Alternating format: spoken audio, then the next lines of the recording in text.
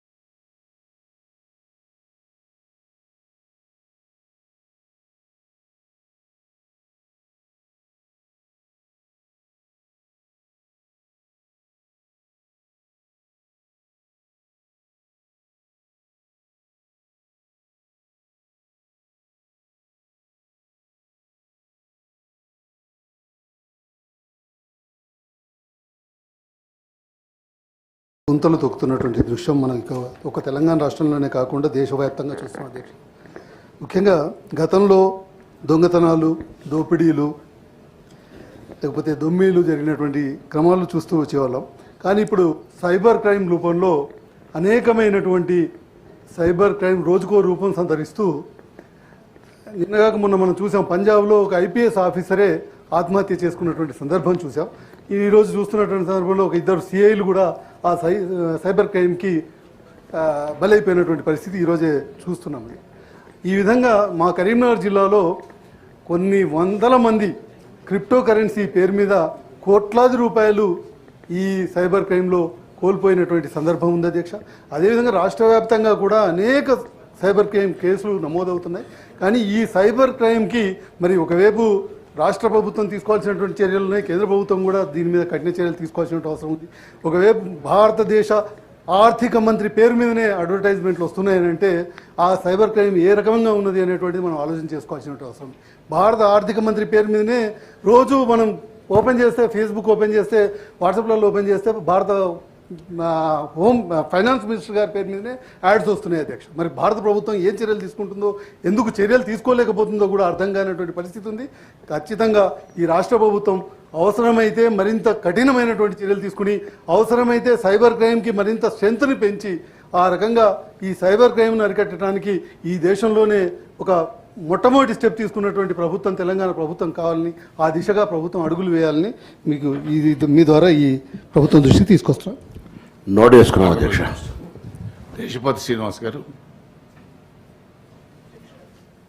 సభకు నేను ఒక చిన్న సూచన చేయదలుచుకున్నాను. సాధారణంగా సభలో సభ్యులైన వారికే సంతాపం ప్రకటించేటువంటి సాంప్రదాయం ఉన్నప్పటికీ ఏదైనా ఒక విశేషమైన సందర్భంగా భావించి తన పాటతో తెలంగాణ ఉద్యమాన్ని ఎంతగానో ప్రభావితం చేసినటువంటి కవి, ఒక పశుల కాపరి నుంచి ఎదిగి రాష్ట్రగీతని రచించిన కవిగా ప్రసిద్ధుడైన అందేశ్వరి గారికి మనం సభాపక్షాన సంతాపం తెలిపే అవకాశం ఉంటే పరిశీలించవలసిందే కోరుతున్నాను. తప్పనిసరిగా పరిశీలిద్దాము. శ్రీనివాస్ మల్లన్న గారు.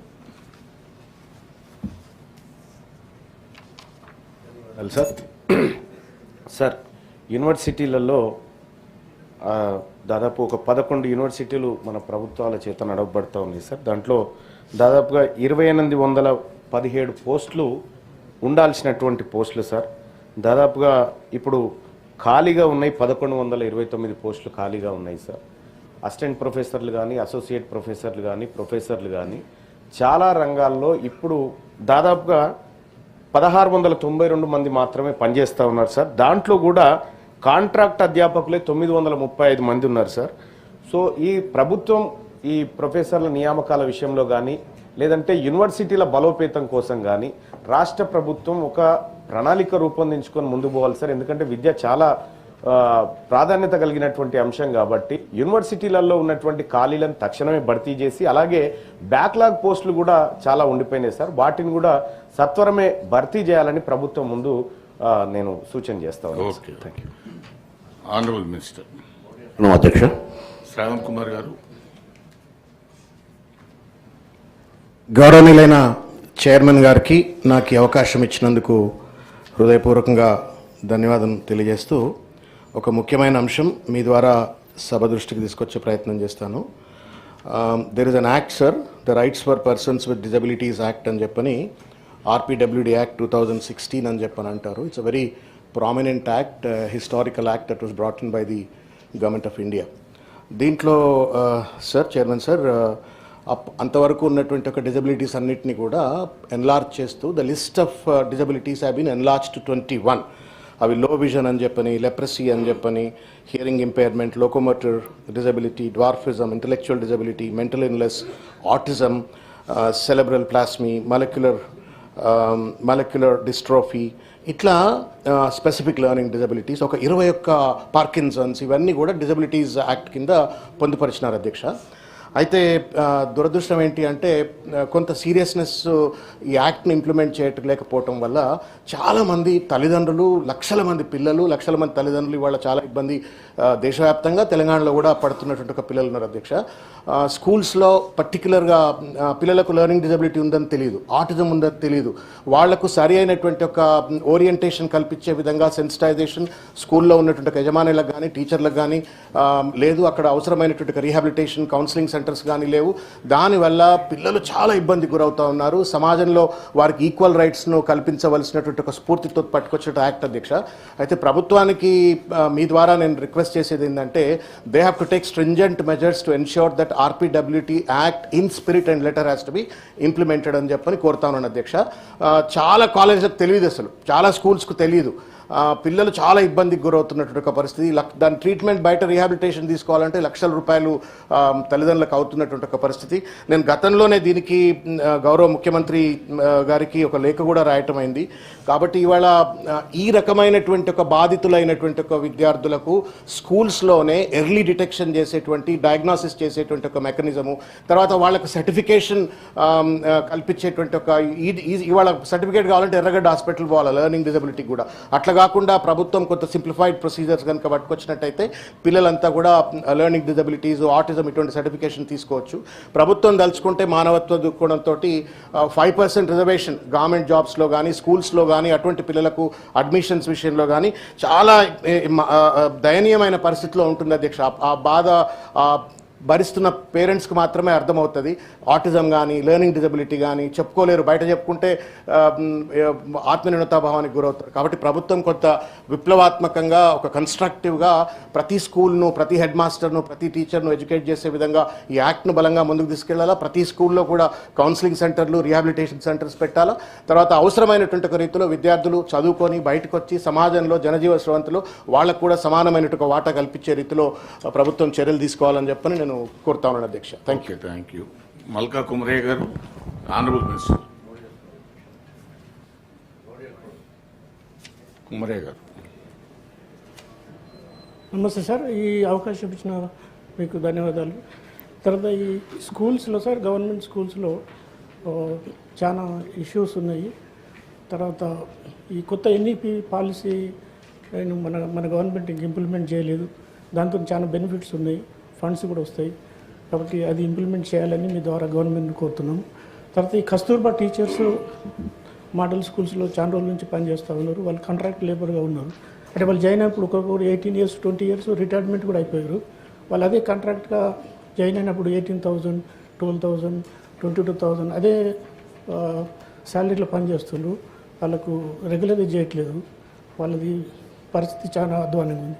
వాళ్ళని కూడా రెగ్యులరైజ్ చేయాలని కోరుతున్నాం. తర్వాత ఈ మోడల్ స్కూల్లో 010 కింద వాళ్ళకి శాలరీస్ అందరికీ టైంలో వస్తుంది, కానీ వాళ్ళకి టైంలో శాలరీస్ రావట్లేదు. తర్వాత ఈ 317 కింద చాలామంది daily 50 kilometers to 150 kilometers travel చేస్తారు టీచర్లు. అంటే వాళ్ళు పొద్దున ప్రిపేర్ అయ్యి క్లాస్ చెప్పే బదులు వాళ్ళు ట్రావెల్లోనే వాళ్ళ టైం అంతా వేస్ట్ అవుతుంది. అంటే టీచర్లు అందరూ కూడా పూల్డ్ కార్లు తీసుకొని రోజు 150 kilometers, 125 kilometers ట్రావెల్ చేస్తారు. కానీ ఈ గవర్నమెంట్ వచ్చిన తర్వాత దాన్ని కొంచెం వరకు బెనిఫిట్ చేశారు, స్పౌస్ ట్రాన్స్ఫర్ చేశారు. బట్ ఇంకా ఒక 20-25% టీచర్స్ ఇంకా ఎఫెక్ట్ ఉన్నారు. వాళ్ళందరినీ కూడా రేషనలైజ్ చేయాలని కోరుతున్నాం సార్. ఇంకోటి, తర్వాత చాలా స్కూల్స్లో 0 students ఉన్నారు. అక్కడ టీచర్స్ ఐడియల్ ఉన్నారు. ఎక్కడైతే స్టూడెంట్స్ ఉన్నారో అక్కడ టీచర్స్ లేరు. దాన్ని కూడా రేషనలైజ్ చేయాలి. తర్వాత పిఆర్సీ లేదు, డిఏలు 6 వరకు అక్యుములేట్ అయినాయి. రిటైర్మెంట్ బెనిఫిట్స్ కూడా టైంలో రావట్లేదు. అయితే ఫైనాన్షియల్గా చాలా ఇష్యూస్ ఉన్నాయి. దాని కొరకు ఓకే, ఆనరబుల్ మినిస్టర్ గారు. గౌరవ సభ్యులు మానిదేవి గారు. అవకాశం ఇచ్చినందుకు ముందుగా ధన్యవాదాలు అధ్యక్ష. సార్, మా ఊరు వంగర, భీమదేవరపల్లి మండలం, ఆ పక్కనే హనుమకొండ జిల్లా సార్. అనుకోకుండా మొన్న ఊరు వెళ్ళడం జరిగింది. చాలాసార్లు రిప్రజెంట్ చేస్తారు ఊరు వాళ్ళు. సార్, అక్కడ 2 schools ఉన్నాయి సార్. ఒకటేమో జిల్లా పరిషత్ స్కూలు, ఇంకొకటేమో పివి రంగారావు ప్రోద్బలంతో ఆయన ల్యాండ్ అంతా ఇచ్చారు. తనకు వచ్చిన ల్యాండ్ అంతా ఇచ్చిన ఒక రెసిడెన్షియల్ స్కూల్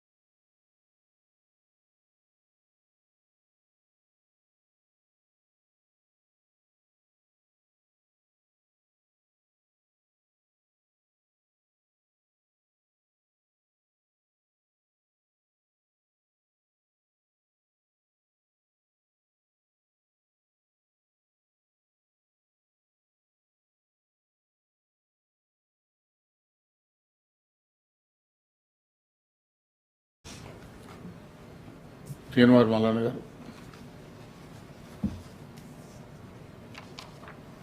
సార్ సార్ యూనివర్సిటీలలో దాదాపు ఒక 11 యూనివర్సిటీలు మన ప్రభుత్వాల చేత నడవబడుతూ ఉన్నాయి సార్. దాంట్లో దాదాపుగా 2817 పోస్టులు ఉండాల్సినటువంటి పోస్టులు సార్. దాదాపుగా ఇప్పుడు ఖాళీగా ఉన్నాయి 1129 పోస్టులు ఖాళీగా ఉన్నాయి సార్. అసిస్టెంట్ ప్రొఫెసర్లు కానీ, అసోసియేట్ ప్రొఫెసర్లు కానీ, ప్రొఫెసర్లు కానీ చాలా రంగాల్లో ఇప్పుడు దాదాపుగా 1692 మంది మాత్రమే పనిచేస్తూ ఉన్నారు సార్. దాంట్లో కూడా కాంట్రాక్ట్ అధ్యాపకులే 935 మంది ఉన్నారు సార్. సో ఈ ప్రభుత్వం ఈ ప్రొఫెసర్ల నియామకాల విషయంలో కానీ, లేదంటే యూనివర్సిటీల బలోపేతం కోసం కానీ రాష్ట్ర ప్రభుత్వం ఒక ప్రణాళిక రూపొందించుకొని ముందుకు పోవాలి సార్. ఎందుకంటే విద్య చాలా ప్రాధాన్యత కలిగినటువంటి అంశం కాబట్టి యూనివర్సిటీలలో ఉన్నటువంటి ఖాళీలను తక్షణమే భర్తీ చేసి, అలాగే బ్యాక్లాగ్ పోస్టులు కూడా చాలా ఉండిపోయినాయి సార్. వాటిని కూడా సత్వరమే భర్తీ చేయాలని ప్రభుత్వం ముందు నేను సూచన చేస్తా ఉన్నాను. Okay, thank you. Honourable minister Srinivas Mallanna గారు.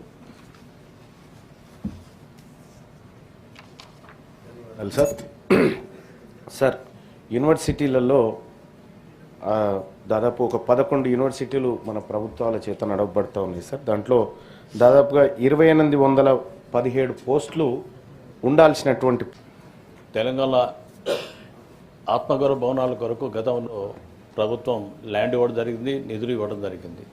కానీ చాలా సందర్భాల్లో గౌరవ మంత్రి బీసీ వెల్ఫేర్ మినిస్టర్ ప్రభాకర్ గారికి, గౌరవ ముఖ్యమంత్రి గారి దృష్టికి తీసుకోవడం జరిగింది. అదేవిధంగా చాకల ఎల్లమ్మ స్మారక భవనాన్ని కూడా 3 ఎకరాల ల్యాండ్ డబ్బులు ఇవ్వడం జరిగింది.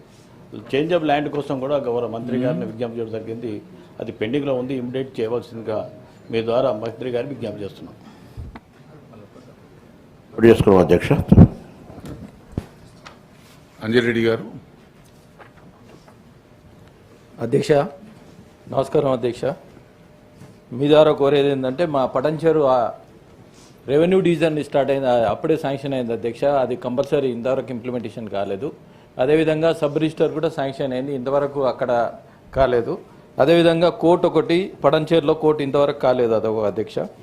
అదేవిధంగా పటంచేరు నుండి దౌతాబాద్ వరకు ఆ రోడ్డు చాలా అతి దారుణంగా ఉన్నది అధ్యక్ష. ఇంతవరకు రిప్రజెంటేషన్ కూడా మంత్రి గారికి ఇవ్వడం జరిగింది, అది కూడా కాలేదు.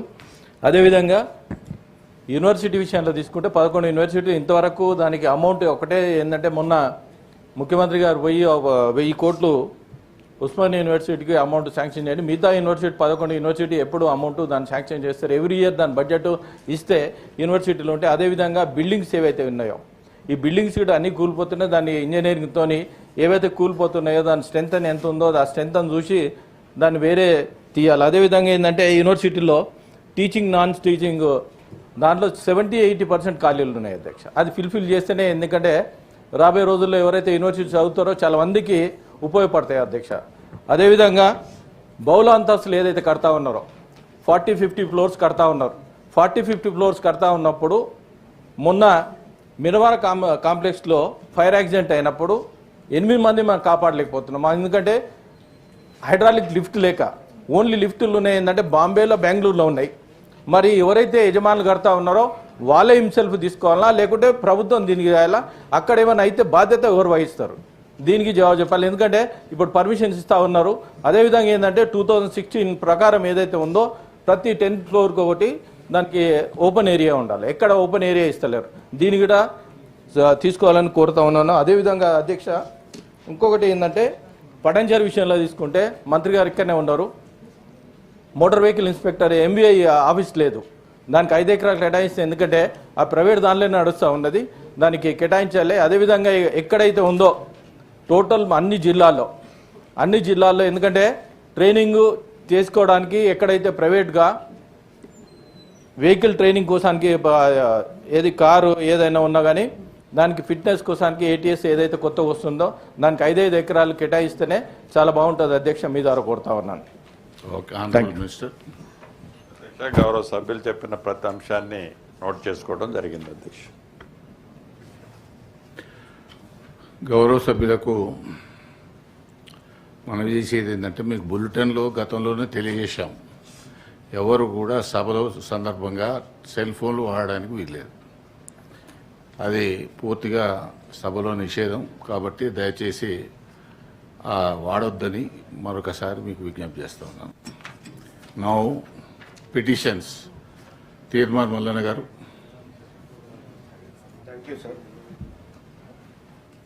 Thank you sir. ముఖ్యంగా గల్ఫ్ కార్మికులకు సంబంధించినటువంటి అంశం సార్. లక్షలాది మంది కార్మికులు ఇటు నిజామాబాదు, కరీంనగరు, ఆదిలాబాదు, జగిత్యాల, కోరుట్ల నుంచి గల్ఫ్ ప్రాంతంలో కార్మికులుగా పనిచేస్తూ ఉన్నారు సార్. ఉపాధి కోసం అక్కడికి వలసపోయినటువంటి వాళ్ళు ఉన్నారు సార్. సో అక్కడ గల్ఫ్ కార్మికులు చేస్తున్నటువంటి క్రమంలో 2024-25 ఈ కాలంలో దాదాపు 1600 మంది గల్ఫ్ కార్మికులు చనిపోయినట్టుగా రికార్డులు చెప్తా ఉన్నాయి సార్. అంతకంటే ముందు కూడా చాలామంది వలస కార్మికులు చనిపోయినారు సార్. సో వాళ్ళ డెడ్ బాడీలు ఇక్కడికి రావడానికి కూడా ఎలాంటి సోర్స్ లేక నేను మొన్న వెళ్తే సార్ 13 రోజులైంది సార్. అక్కడ డెడ్ బాడీ ఉంది. ఇంకా ఈ డెడ్ బాడీ ఇక్కడికి ఇండియాకి వచ్చే పరిస్థితి లేదు సార్. వాళ్ళ భార్య పిల్లలు కనీసం చివరి చూపు చూసుకునేటువంటి పరిస్థితి కూడా లేకుండా ఉంది సార్.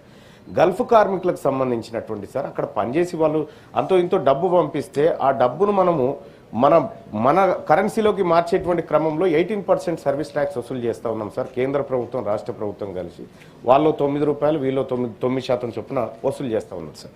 సార్ ఇక్కడ వాళ్ళు పంపేటువంటి డబ్బుకు ప్రభుత్వం దగ్గర లెక్కలు ఉన్నాయి సార్. కానీ గల్ఫ్ కార్మికులు ఎంతమంది పనిచేస్తూ ఉన్నారు గల్ఫ్లో, వాళ్ళ లెక్కలేంటి, ఎంతమంది పోతా ఉన్నారు, అసలు పోయినవాడు అక్కడ సేఫ్గా ఉన్నాడా లేడా అనేటువంటి లెక్కలు రాష్ట్ర ప్రభుత్వం దగ్గర లేవు సార్.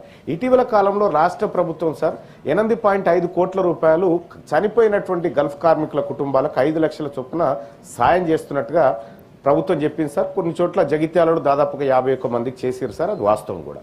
కానీ సార్ ఇక్కడ గల్ఫ్ కార్మికుడు అక్కడ భద్రతతో బతకడానికి రాష్ట్ర ప్రభుత్వం తీసుకుంటున్నటువంటి చర్యలు ఏంటి అనేటి కొంత ప్రభుత్వం తెలియజేయాలి సార్. ఎందుకంటే ఇక్కడ వాళ్ళు పంపే డబ్బుకు లెక్క ఉన్నప్పుడు అక్కడ వాళ్ళు పనిచేస్తున్న ప్రాణానికి కూడా ఒక లెక్క ఉండాలి సార్.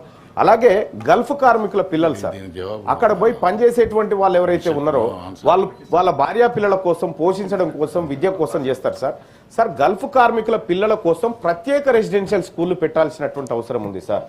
ప్రత్యేక రెసిడెన్షియల్ స్కూల్ నిజామాబాద్లో, కరీంనగర్, కోరుట్ల పెడితే వాళ్ళకి రెసిడెన్షియల్ స్కూల్ పెట్టడం వల్ల కొద్దిగా ఆర్థిక భారం తగ్గుతుంది సార్. ఎందుకంటే భర్త దూరంగా ఉంటాడు, పిల్లలు భారంగా ఉంటారు కాబట్టి అదొకటి సార్. ఇంకో రెండో విషయం ఏంటంటే సార్ ప్రవాసీ ఆరోగ్యశ్రీ పథకాన్ని తెలంగాణ రాష్ట్ర ప్రభుత్వం ప్రవేశపెట్టాలి సార్.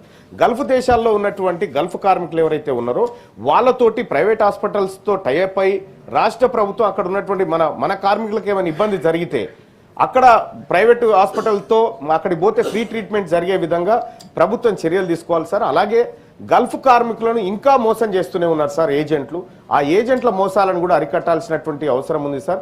గల్ఫ్ కార్మికులు గత కొంతకాలం నుంచి కోరుతున్నటువంటి కేరళ తరహా పాలసీ ఏదైతే ఉందో అక్కడ ఏమైనా వివాదాల్లో చిక్కుకుంటే ఆ వివాదాలను పరిష్కరించడం కోసం అధ్యక్ష సో ప్రభుత్వం చొరవ తీసుకోవాల్సినటువంటి అవసరం ఉంది అధ్యక్ష.